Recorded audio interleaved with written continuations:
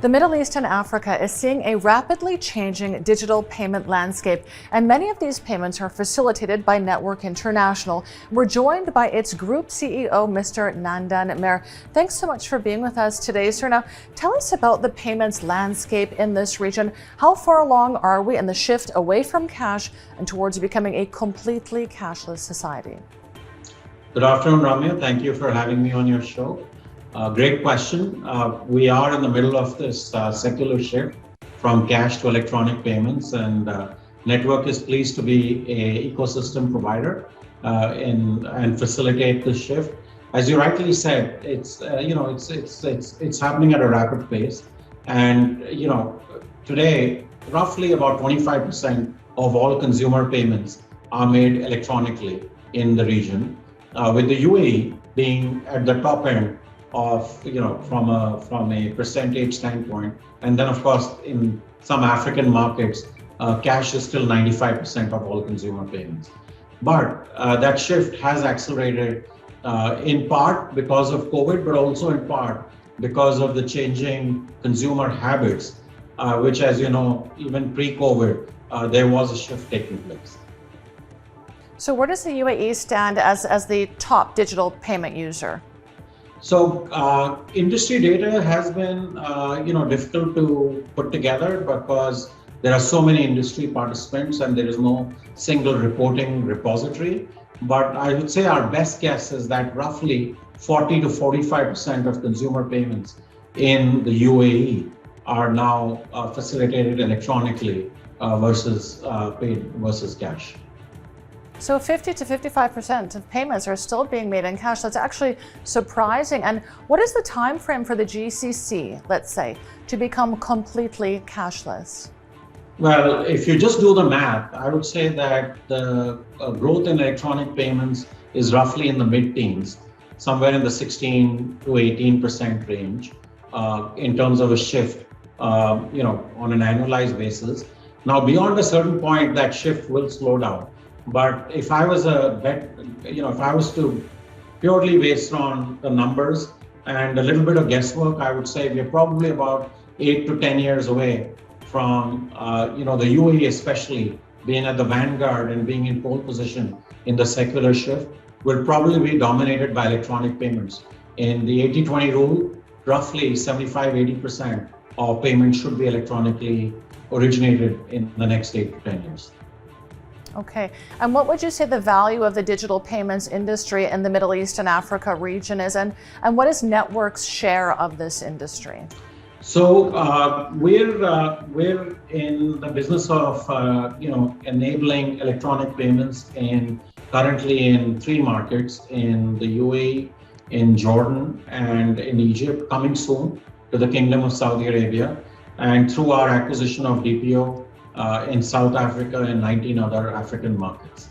So that's the lens that we have on the electronic payments market.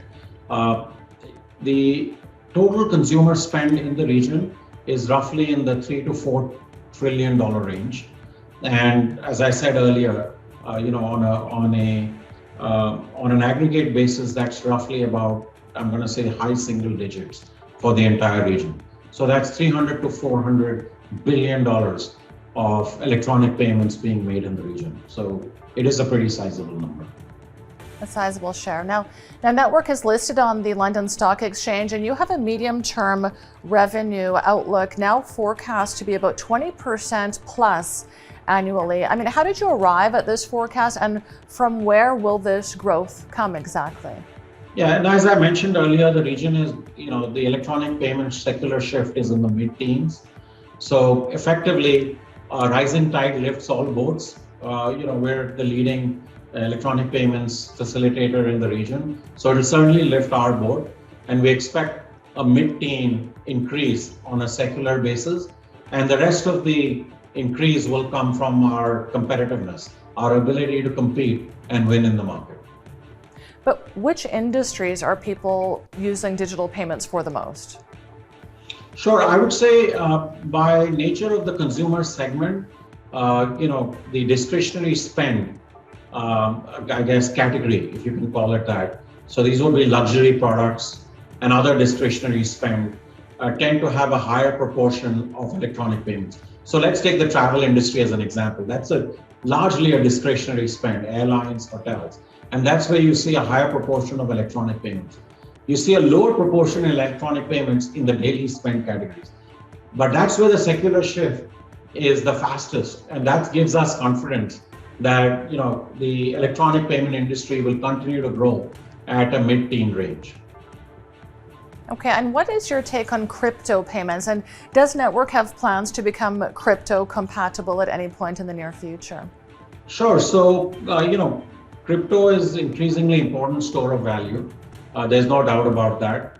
It's been growing over the past few years. And again, if reported numbers are to be believed, I'm told there's somewhere in the region of 300 to 400 million crypto wallets around the world. I'm not sure if there is a single repository of information, but that's what is to be believed, just reading the data out there. So clearly, I don't think any payment company can ignore crypto acceptance. And today, we are pleased that we enable the purchase of crypto at crypto brokerages through our acquiring solutions. And hopefully very soon, we will be able to offer our consumers the ability to accept crypto payments at the point of sale and online.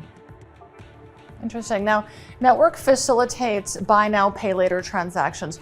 Do you believe there's any merit to the idea that BNPL really encourages customers to overspend and to sometimes incur too much debt? I would actually argue the opposite. I would argue that BNPL is a competitor to other personal lending solutions out there, such as credit cards or personal loans or any other solutions, bank financing solutions based on manufacturer agreements. So BNPL is just another lending option or a borrowing option from a consumer or lending option from a merchant standpoint. It facilitates the sale of goods and services. So, and when businesses do well, economies thrive. So I believe BNPL does have a role to play in the development of an economy, and of course, providing consumers with choice so that they can then, get the best possible value for, their borrowing needs. What would you say to those consumers who have experienced hacking or fraud with digital payments? And what do you think the top consumer concerns are when it comes to digital payments?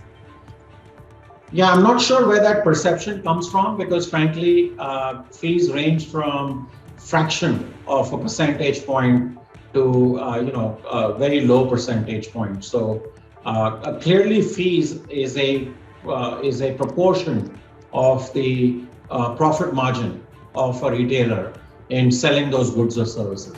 So no retailer will accept electronic payments if the proportion of those fees is not commensurate with the profit that they make. So what I would say to folks who think that the fees are high, look, one, competitiveness keeps the industry honest, and two, profit margins at the retailer keeps the industry honest. Absolutely. Now, let's talk about safety for a moment. I mean, many consumers have experienced hacking or they've experienced fraud with digital payments.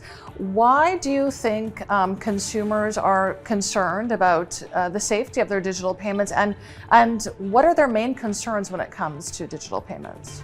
Yeah, I would say the industry has come a long, long way in making electronic payments extremely safe. In fact, again, I would argue that electronic payment solutions are safer than carrying cash in your wallet. Yeah, because if you lose your cash, you lose your wallet, you lose your cash, it's very hard to recover it. It's not impossible, but it's very hard to recover.